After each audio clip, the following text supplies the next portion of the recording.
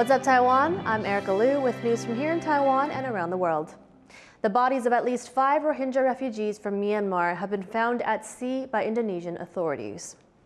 Their recovery and search and rescue operations after a boat carrying around 150 refugees capsized near the Indonesian province of Aceh last week. Around 75 people were saved. The mainly Muslim Rohingya face violence and persecution in Myanmar. Many have fled the country, often to Indonesia. The United Nations says more than 1,700 Rohingya arrived in Aceh and neighboring North Sumatra between mid-November and January this year. A large Taiwan Coast Guard ship is now on station at the disputed Taiping Island, thanks to upgraded infrastructure.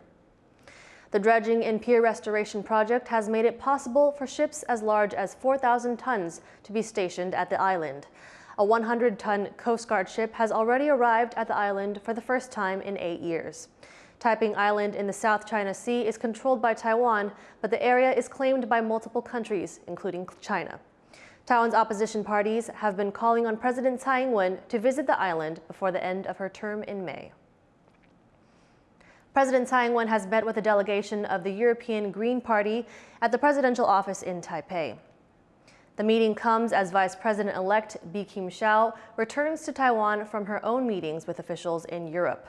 The European Greens delegation say they can improve economic exchanges with Taiwan, learn from Taiwan's experience in fighting misinformation, and show solidarity between democratic partners, especially when faced with rising autocracies like China. There has to be a high level of solidarity between democracies in the face of a growing wave of authoritarianism. Vice President-elect Hsiao is back in Taiwan after a visit to the U.S. and Europe. Jean Van Trieste takes a look at why her trip is being viewed as so significant. There are still almost 2 months before Hsiao takes office as Taiwan's vice president. But this former diplomat is already busy laying the groundwork for Taiwan's foreign policy for the coming years. Taiwan's foreign ministry has acknowledged that Hsiao was in Europe last week. She visited the European Parliament in France, as well as the Czech Republic, Poland, and Lithuania. The foreign ministry says the visit helped reassure Europe that the incoming administration will uphold the status quo with China, which continues to claim Taiwan. 这次访问有助增进欧方对我国致力维护台海和平稳定的了解。此行是我国副总统当选人首度在就职前应邀访问欧洲。 Analysts say such a visit might not be possible again once Hsiao takes office, as China strongly protests any official exchanges between other countries and Taiwanese officials. 许多国家行政部门的高层负责人，那么我相信他都可以有这机会接触到，因为他毕竟是一个普通老百姓。目前来讲的话，未来赖总统的一些想法，那么透过第一手的这种说明呢，让这些国家来了解。 As Taiwan's former representative to the United States, Hsiao already has close relationships in Washington. Now, with her trip to Europe, she's building ties in other countries Taiwan hopes to form closer friendships with. James Lin and John Van Trieste for TaiwanPlus. Former President Miao has accepted an invitation from China to lead a group of Taiwanese students on a 10-day trip to the country next week. The trip will include visits to Beijing, Guangdong, and the Mausoleum of the Yellow Emperor, where the group will participate in a tomb-sweeping ceremony. The mythical Yellow Emperor is worshipped as one of the most important figures in the creation of Chinese culture. The visit will take place just weeks before the inauguration of Taiwan President-elect Lai Ching-te, who has been branded a troublemaker and separatist by Beijing. The Miao Foundation says such youth exchanges are critical for fostering communication and understanding between the two sides. Taiwan's recent interest rate hike and planned increases in electricity prices and property taxes could also lead to a significant bump in the country's rent prices. Leslie Liao has more. Last week, Taiwan's central bank unexpectedly announced it was raising interest rates. Shortly after, the economy ministry said it planned to increase electricity prices by 11% in April. All of this means inflation is likely to remain high, and people are growing concerned about the cost of living. 本来一天大概200块就可以解决，但是便当啊，然后食衣住行啊，好像也是多了将近快100哦。每个月其实生活都已经打平了。While higher interest and electricity fees translate to direct costs for consumers, There's another less obvious place they could hit: rental prices. Higher interest means higher mortgage payments. More expensive electricity could mean greater maintenance costs. Landlords may be tempted to pass those costs onto their tenants. Analysts say rents could rise anywhere from 10 to 15% in the second half of the year.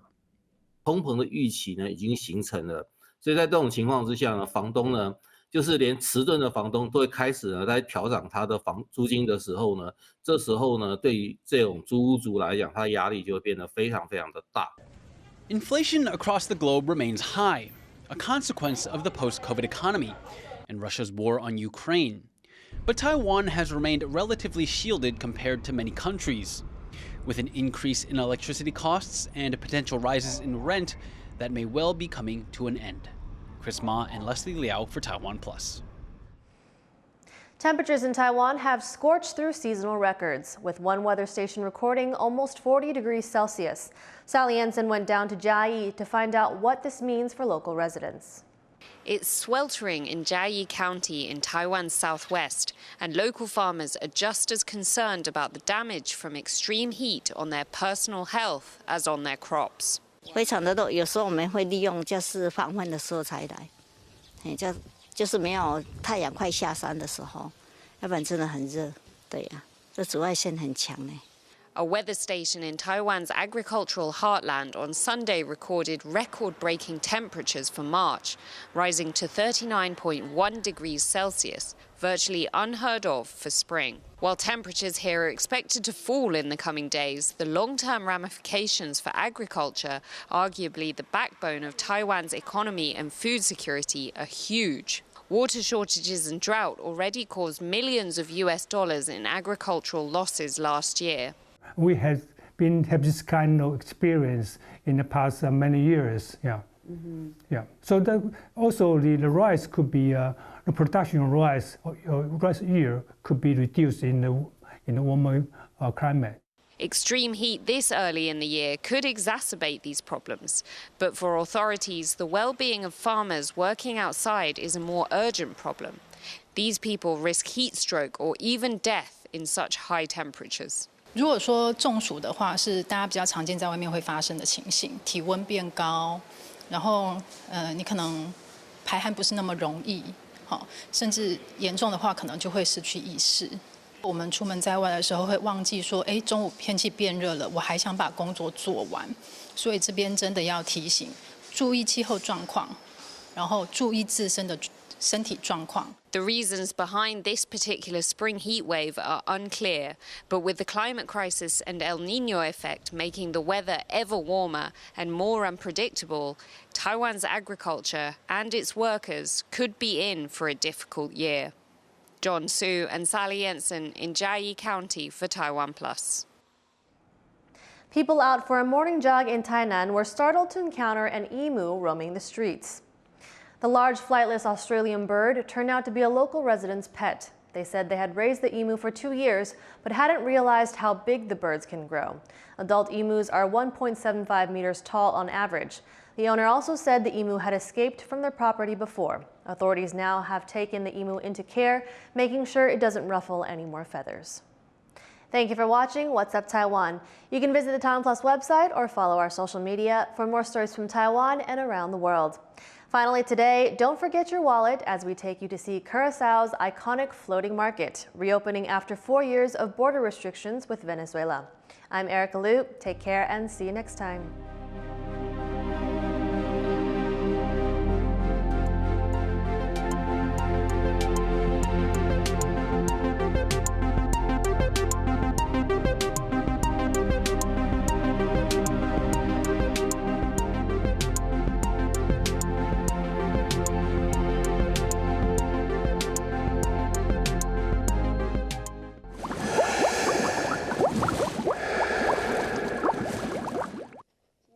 I'm Ed Moon in Taiwan's Jinmen Islands, and you're watching TaiwanPlus News, the voice of freedom in Asia.